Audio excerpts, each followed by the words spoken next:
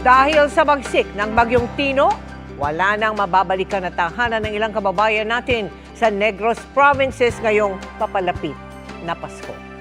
Para maibsan ang kanilang hirap, naghatid ng GMA Kapuso Foundation ng mga food pack, tubig at iba pa nilang pangangailangan doon. Sana'y patuloy po natin silang samahan na makapag-umpisa muli. Isang buwan nang nakatira sa evacuation center ang mga residente ng Barangay Yubo sa bayan ng La Carlota sa Negros Occidental matapos ang pananalasa ng Bagyong Tino. Karamihan kasi sa kanila, wala ng bahay na mauuwian.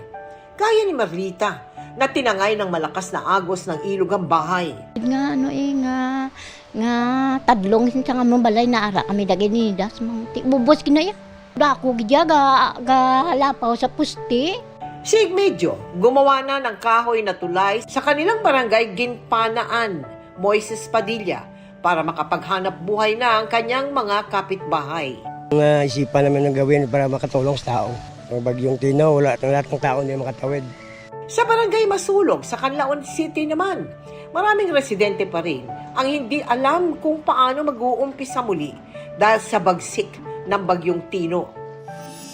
Matapos maghatid ng tulong ng GMA Kapuso Foundation sa Cebu, sa Negros Oriental at Occidental naman tayo nagtungo para muling maghatid ng tulong sa mga nasalanta ng bagyo. 12,000 individual sa bayan ng Canlaon, La Carlota at Moises Padilla ang nabigyan natin ng mga food pack. May handog din tayong pagkain, tubig at diaper. Every time na may kalamidad na dumating dito sa aming barangay, si GMA Kapuso ay hindi talaga kinakalimutan. During Odette, Bulkan, ngayon ito naman Bagyo. Sa mga nais pong tumulong, maaari po kayong magdeposito sa aming mga bank account o magpadala sa Cebuana Luwalier.